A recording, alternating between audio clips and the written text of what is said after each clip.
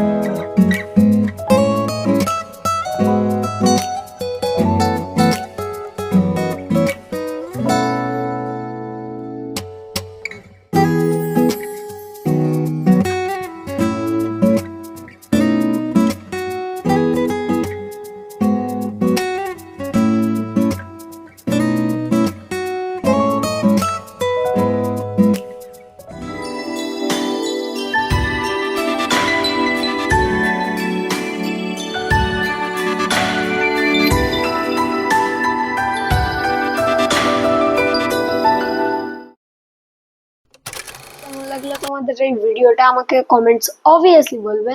আর আজকের জন্য by, like subscribe করতে ভুলবে না। আর একটা লাইক করে দেবে যাতে আমাদের 50 হয়ে যায়। তো বাই।